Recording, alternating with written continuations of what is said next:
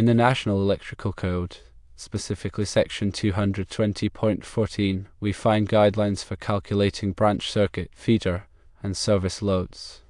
This section meticulously outlines how to determine the electrical demand various types of outlets and equipment placed in the electrical system. Subsections 220.14 through 220.14k address specific types of loads such as appliances, ranges, clothes dryers, motors, lighting outlets, sign and show window lighting, receptacle outlets and specific occupancies, and fixed multi-outlet assemblies. However, subsection 220.14L, often referred to as other outlets, serves as a catch-all provision for outlets that don't neatly fit into any of the preceding categories. This section dictates how to calculate the load for these other outlets, ensuring a comprehensive approach to load calculation. Understanding the nuances of 220.14L is crucial for electrical professionals to accurately size electrical systems, prevent overloads, and maintain electrical safety. So, what exactly constitutes another outlet under 220.14L, and how do we determine its load contribution? The key is that these outlets are not dedicated to specific, known loads covered elsewhere in 220.14 through K. They are general-purpose outlets that could potentially serve a variety of unknown or unspecified loads. One common example of an other outlet is a general-purpose receptacle. A general-purpose receptacle is an electrical outlet designed to supply power for portable electrical devices. These are the typical wall outlets found in homes, offices, and commercial buildings that are not specifically designated for a particular appliance or piece of equipment. Unlike outlets dedicated to specific appliances like ranges, dryers, or HVAC equipment, general-purpose receptacles can be used to power a wide array of devices, from lamps and computers to small appliances and power tools. Because the actual load connected to a general-purpose receptacle can vary significantly, the National Electrical Code, or NEC, provides guidelines for calculating the load they contribute to the overall electrical system. This is where section 220.14L comes into play. Since the specific load connected to a general-purpose receptacle is often unknown at the time of installation, the NEC requires a standardized approach to calculating its load contribution. According to 220.14L, each general-purpose receptacle is assigned a load of 180 volt-amperes. This value represents the estimated power demand that the receptacle is expected to draw. By assigning a fixed volt-ampere value to each receptacle, electrical designers can accurately calculate the total load on a circuit and ensure that the wiring and overcurrent protection are adequately sized. It's important to note that the 180 volt-ampere per outlet rule applies to general-purpose receptacles. Receptacles that are specifically designated for a particular appliance or piece of equipment, such as a dedicated receptacle for a refrigerator or a washing machine, are calculated based on the actual load of the appliance. However, for general-purpose receptacles, the 180 volt-ampere rule provides a standardized and conservative approach to load calculation.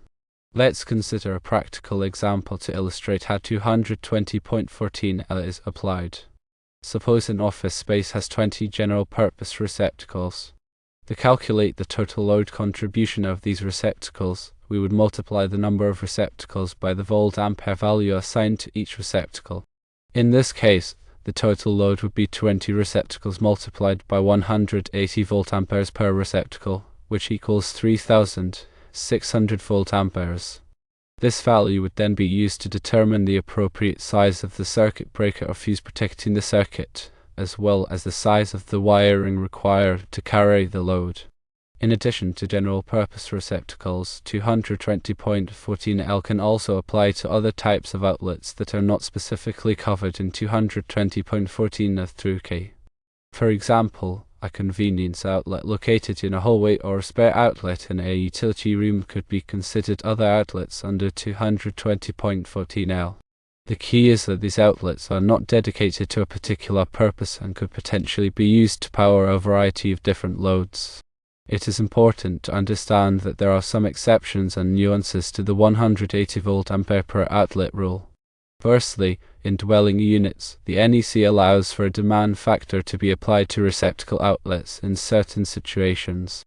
This means that the total load calculated for the receptacles may be reduced based on the assumption that not all of the receptacles will be in use simultaneously. Secondly, in some commercial occupancies, such as banks and office buildings, the NEC provides specific load calculation requirements for receptacle outlets. These requirements may differ from the 180 volt-ampere per outlet rule, depending on the specific occupancy and the anticipated usage of the receptacles. Thirdly, it is important to note that the 180 volt-ampere per outlet rule applies to the initial load calculation for a new installation or when adding outlets to an existing circuit.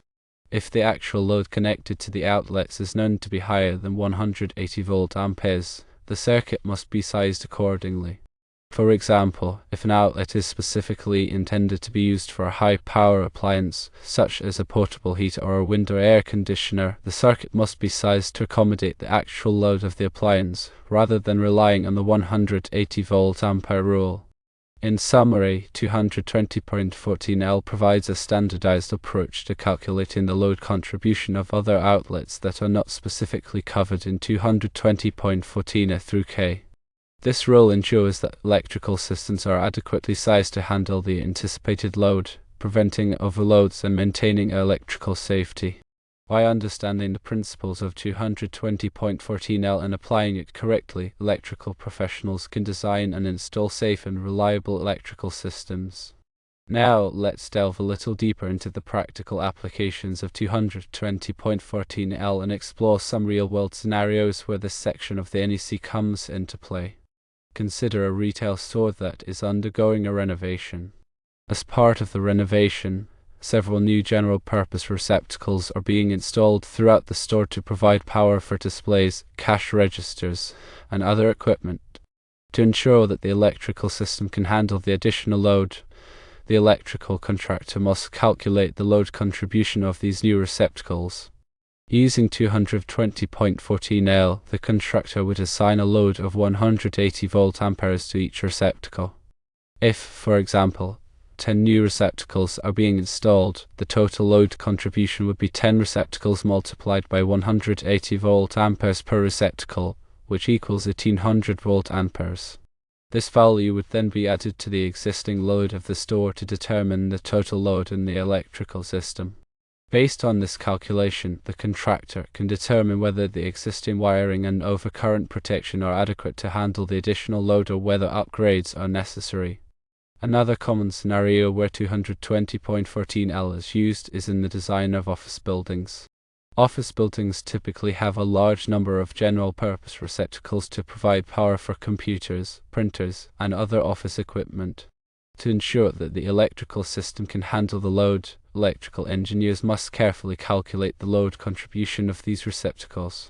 In some cases, the NEC allows for a demand factor to be applied to receptacle outlets in office buildings, which can reduce the total load calculation.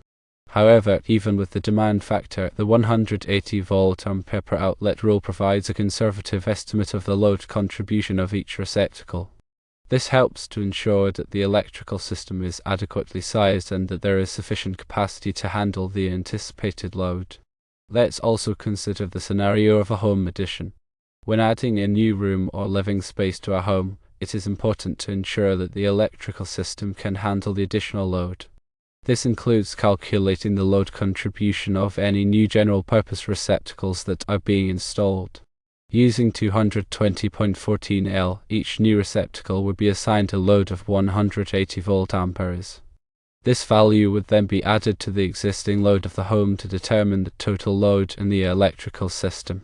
Based on this calculation, an electrician can determine whether the existing service panel and wiring are adequate to handle the additional load or whether upgrades are necessary. In addition to these specific scenarios, 220.14L is also used in a variety of other applications, such as in the design of schools, hospitals, and industrial facilities. In any situation where general-purpose receptacles are being installed, it is important to understand the principles of 220.14L and apply them correctly to ensure that the electrical system is adequately sized and safe. Now, let's move on to discuss some common mistakes that are made when applying 220.14L and how to avoid them. One common mistake is to underestimate the number of receptacles that are required in a particular space. This can lead to overloaded circuits and the need for extension cords, which can be a fire hazard. To avoid this mistake, it is important to carefully consider the anticipated use of the space and to provide an adequate number of receptacles to meet the needs of the occupants. Another common mistake is to assume that all receptacles are general-purpose receptacles and to apply the 180 volt-ampere per outlet rule to all of them. However, as mentioned earlier, receptacles that are specifically designated for a particular appliance or piece of equipment should be calculated based on the actual load of the appliance, rather than relying on the 180 volt-ampere rule. To avoid this mistake, it is important to carefully identify any receptacles that are dedicated to a specific purpose and to calculate their load contribution accordingly. A third common mistake is to neglect to apply the appropriate demand factors when calculating the total load on a circuit. As mentioned earlier, the NEC allows for demand factors to be applied to receptacle outlets in certain situations, which can reduce the total load calculation. However, it is important to understand the specific requirements for applying these demand factors and to apply them correctly. To avoid this mistake, it is important to consult the NEC and to seek guidance from a qualified electrical professional.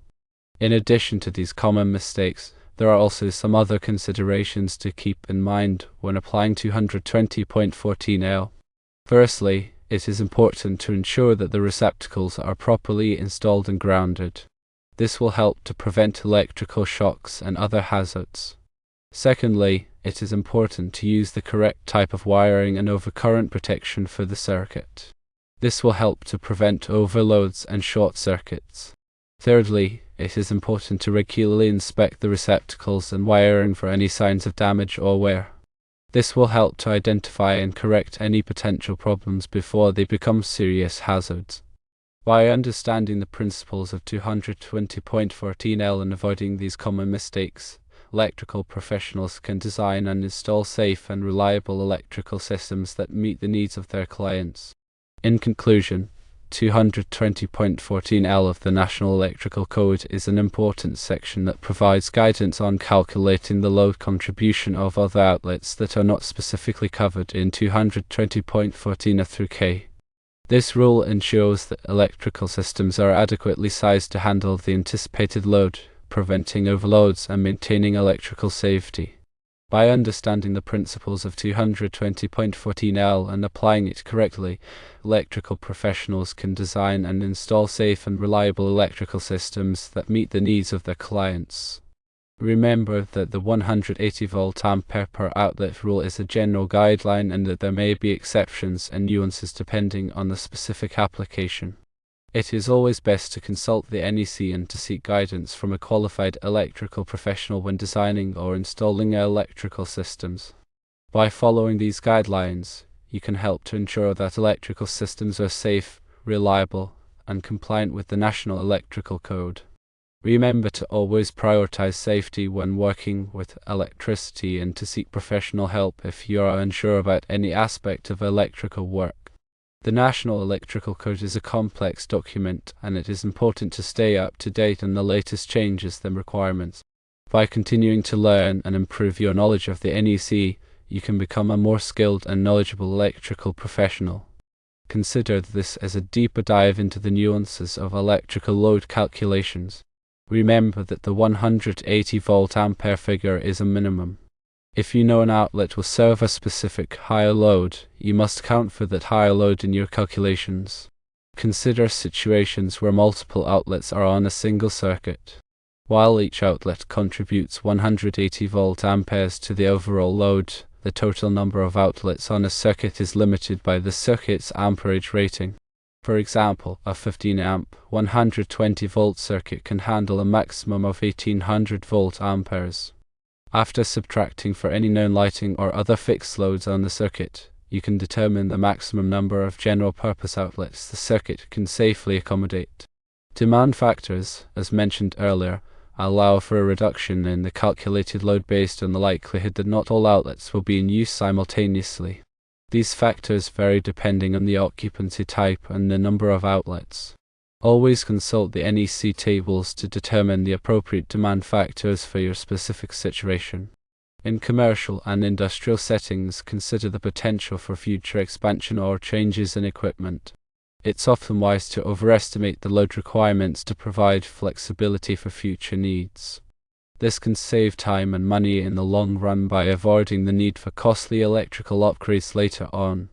Finally, always document your load calculations thoroughly. This documentation is essential for inspections, future modifications, and troubleshooting. Be sure to include all relevant information such as the number of outlets, the volt-ampere rating of each outlet, any applicable demand factors, and the total calculated load. By paying attention to these details, you can ensure that your electrical installations are safe, efficient, and code compliant.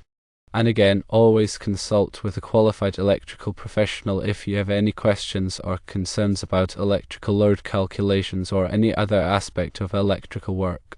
Let's reinforce the importance of understanding the difference between general-purpose receptacles and dedicated outlets. A dedicated outlet is specifically intended for a single appliance or piece of equipment, such as a refrigerator, washing machine, or air conditioner. These outlets are typically on their own dedicated circuit and are sized to handle the specific load of the appliance. The load calculation for a dedicated outlet is based on the nameplate rating of the appliance, which indicates the amount of power the appliance draws. In contrast, a general-purpose receptacle is designed to serve a variety of different loads.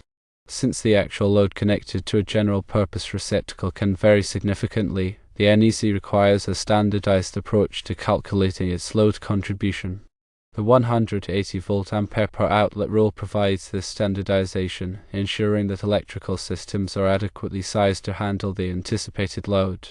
When designing an electrical system, it is important to carefully consider the intended use of each outlet and to determine whether it should be a general-purpose receptacle or a dedicated outlet. This will help to ensure that the electrical system is safe, efficient, and code compliant. We should also mention the importance of proper wiring and overcurrent protection. The wiring for a circuit must be sized to handle the total load in a circuit, including the load contribution of all general-purpose receptacles and any other loads that are connected to the circuit. The overcurrent protection, such as a circuit breaker or fuse, must also be sized to protect the wiring from overloads and short circuits. It is important to use the correct type of wiring and overcurrent protection for the circuit, as specified by the NEC. Using undersized wiring or overcurrent protection can create a fire hazard and can damage electrical equipment. In addition, it is important to ensure that the wiring is properly installed and grounded. Improperly installed or grounded wiring can create a shock hazard and can interfere with the proper operation of electrical equipment. Always follow the NEC guidelines for wiring and grounding to ensure that the electrical system is safe and reliable. The NEC also addresses the spacing requirements for receptacles in dwelling units. The general rule is that receptacles should be spaced no more than 12 feet apart along walls, so that no point along the wall is more than 6 feet from a receptacle. This helps to ensure that occupants have easy access to power outlets and that they do not need to use extension cords, which can be a tripping hazard and can overload circuits. In addition to the spacing requirements, the NEC also specifies the minimum number of receptacles that are required in certain locations, such as kitchens, bathrooms, and laundry rooms.